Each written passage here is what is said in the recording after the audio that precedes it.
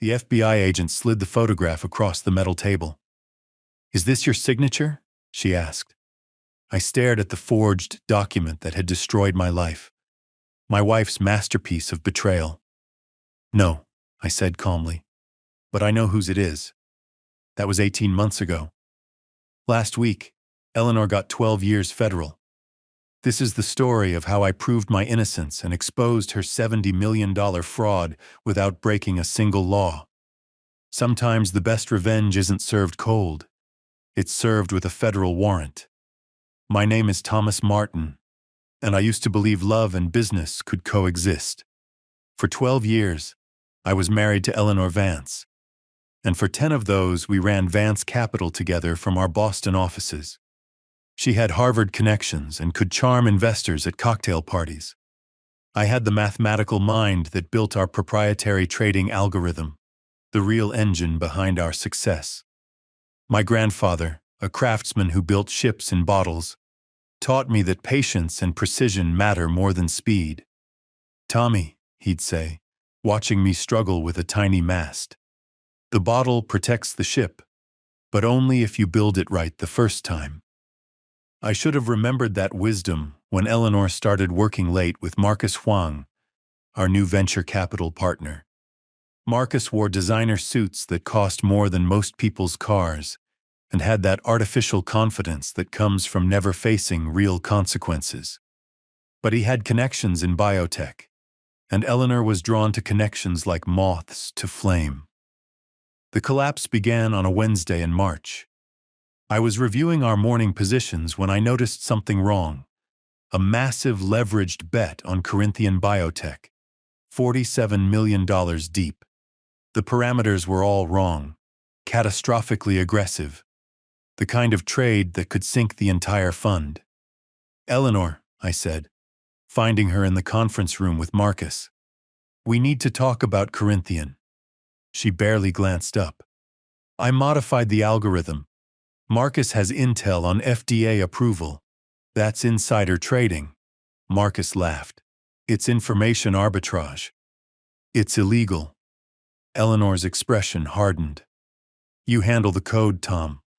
Let me handle the strategy." 16 minutes. That's how long it took for $47 million to evaporate when the FDA rejected Corinthian's drug application.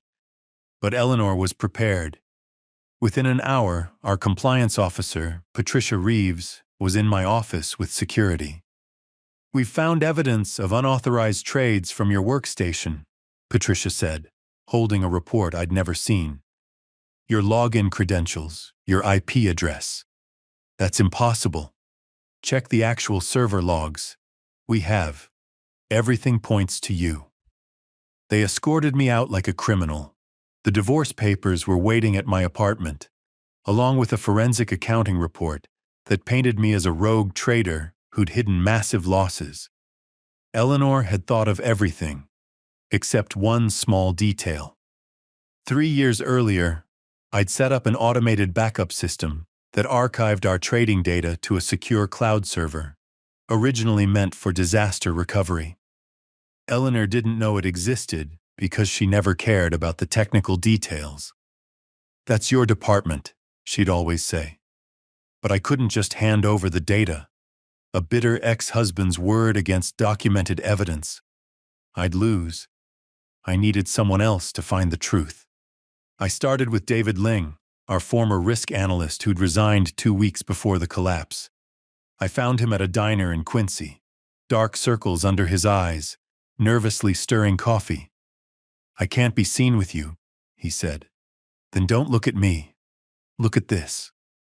I slid him a single piece of paper, a timestamp showing Eleanor's login accessing the system at 3 a.m. the night before the trade. David's hand trembled. "She told me to keep quiet or she'd ruin me too. She already has. You resigned because you knew something." He was quiet for a long moment. "There were other trades, hidden ones. She was moving client money to offshore accounts, covering losses with new investments. Ponzi scheme. Classic pyramid. Maybe 70 million deep. Will you testify?" "Not officially. But there's someone you should talk to. Rebecca Torres at State Street. She used to work for you, right? She's been asking questions. Rebecca met me at a food truck near South Station. The kind of place no financial executive would be caught dead at. She was direct, no small talk. Eleanor's been stealing from the Hutchinson Pension Fund, she said. 20 million moved in pieces. I have the transfer records. How? I still have friends at Vance. Good people who remember when you hired them, trained them. They're scared, but they're angry too. I need those records to surface naturally, not from me. Rebecca smiled. Leave that to me. There's a journalist, Christopher Finch. Old school, hates corruption. I might accidentally leave some documents where he'd find them. The algorithm itself became my star witness. Every time Eleanor modified it, she left digital fingerprints, comment codes, variable changes, parameter adjustments. She didn't know that I'd built in a hidden audit function, a ghost protocol that logged every change with a cryptographic hash. It was meant to prevent tampering by external hackers, but it worked just as well for internal ones. Late at night, I'd remote into the backup server through a VPN chain, extracting these modification logs line by line. January 15th. Risk_tolerance multiplied by 3. February 2nd. Stop_loss disabled. March 9th. Leverage_limit removed. Each change more reckless than the last. Each one timestamped with her user ID. She was so focused on framing me for the trades, she never realized she was documenting her own incompetence. The algorithm wasn't just recording transactions. It was writing her confession. While Rebecca played whistleblower, I focused on the divorce proceedings. During discovery, my lawyer demanded access to all financial records. Eleanor's attorney fought it, but the judge ruled in our favor. That's when I legally obtained what I needed. Emails between Eleanor and Marcus discussing the FDA insider information, dated 2 days before the trade. But raw data doesn't tell stories. Patterns do. I spent 3 weeks in my cramped apartment, surrounded by printed bank statements and trading logs, building what I called the map. Using colored string like some conspiracy theorist, I connected transactions across dates, amounts, and destinations.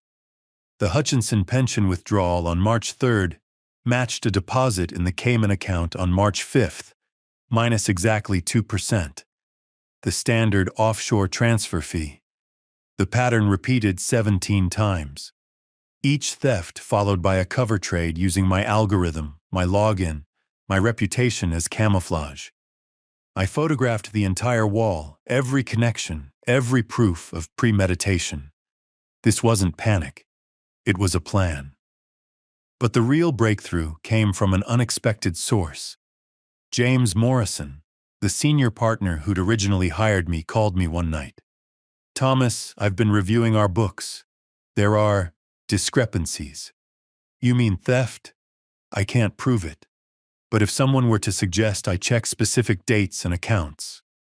I gave him 3 dates, 3 amounts, all from my backup data, all showing Eleanor's diversions. If you find irregularities, I said, you have a fiduciary duty to report them. I understand. What I didn't tell James was that I'd discovered Eleanor's biggest mistake. She'd been using a predictable pattern for her theft, always moving money on the last Thursday of each month, always between 2:47 and 3:15 a.m. Eastern Time. It matched Marcus's schedule perfectly. He was in Hong Kong those days, making it noon there. Peak trading hours where large transfers wouldn't raise flags, but patterns are signatures, and this one screamed premeditation. I created a simple visualization showing the cluster of Thursday transfers and anonymously sent it to 3 board members from a public library computer. They couldn't ignore what they could see. Within a week, James had assembled a forensic team that found exactly what I knew they would. A constellation of crimes hidden in plain sight, mapped out like stars Eleanor thought no one else could read. She'd forgotten that I'd taught her how to see patterns in the first place. James was meticulous. His internal investigation took 2 months, but when he presented his findings to the board, they had no choice but to contact the SEC. The investigation that followed was thorough, systematic, and devastating. During the trial, the prosecution brought in the victims. Retired teachers from Worcester who'd lost their life savings. A construction worker named Frank, whose pension was gutted, forcing him back to work at 71 with arthritis. A widow named Maria who had to sell her house because her husband's death benefits vanished into Eleanor's Cayman accounts. When Maria testified, her voice breaking as she described choosing between medication and groceries, I watched Eleanor from across the courtroom. She was taking notes, avoiding eye contact, playing the part of the wrongly accused executive. But I saw her hand shake when Maria said, "I trusted Vance Capital because they said they were different, ethical, run by a woman who understood working families." That was Eleanor's marketing pitch, word for word. She'd stolen more than money. She'd weaponized trust. The prosecutor asked Maria what she wanted from this trial. "I want to know why," Maria said, looking directly at Eleanor. "Why wasn't 73 million enough? Why did you need my husband's death benefits too?" Eleanor had no answer. For once in her life, she had nothing to say. Eleanor tried to blame everything on Marcus, claiming he'd manipulated her, pressured her. But the email trail was clear. She'd initiated the trades, created the offshore accounts, forged my signatures on the compliance reports.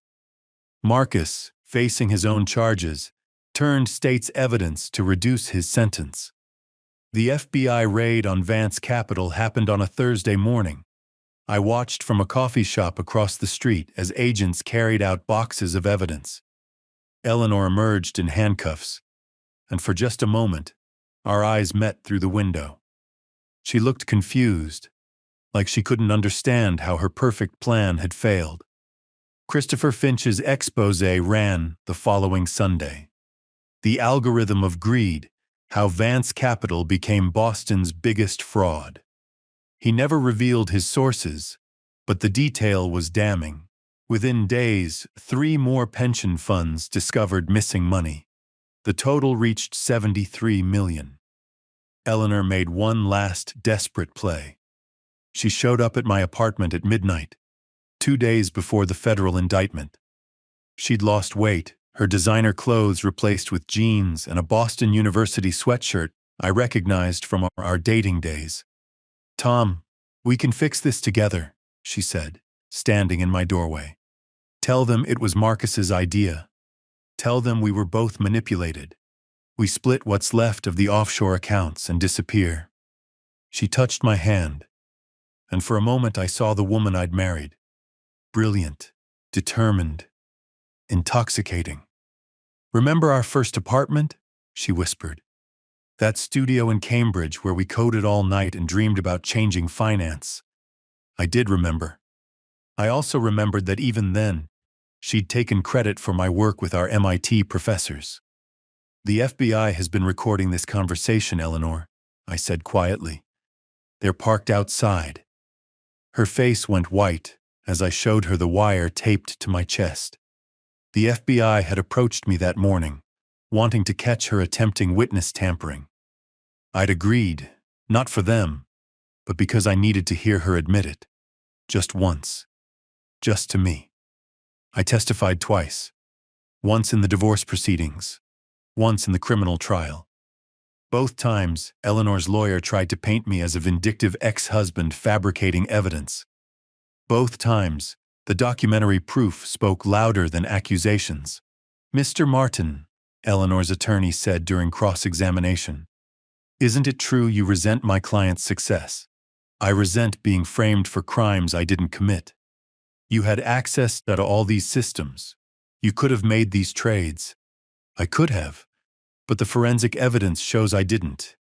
Your client's fingerprints are on every transaction, metaphorically speaking." Eleanor took the stand once, perfectly composed in a navy suit, that probably cost $5,000. She painted herself as a woman trying to save her company, making desperate decisions under pressure from Marcus. But when the prosecutor asked her to explain the algorithm's parameters, she fumbled. She'd never understood how it actually worked.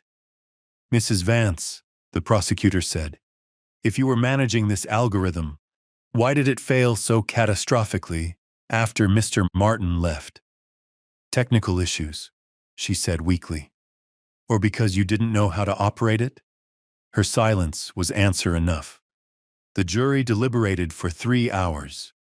Guilty on all 17 counts. Eleanor got 12 years federal, out in 8 with good behavior. Marcus got 15. Turns out he was also running a separate drug distribution network, which explained his biotech connections. After the verdict, I sat in my car in the courthouse parking garage for an hour, engine off, just breathing. I'd expected to feel victorious, but instead I felt empty. 12 years of marriage reduced to forensic evidence and prison sentences. I called my brother Pete. "It's over," I said. He was quiet then. "No, Tommy. Now it starts.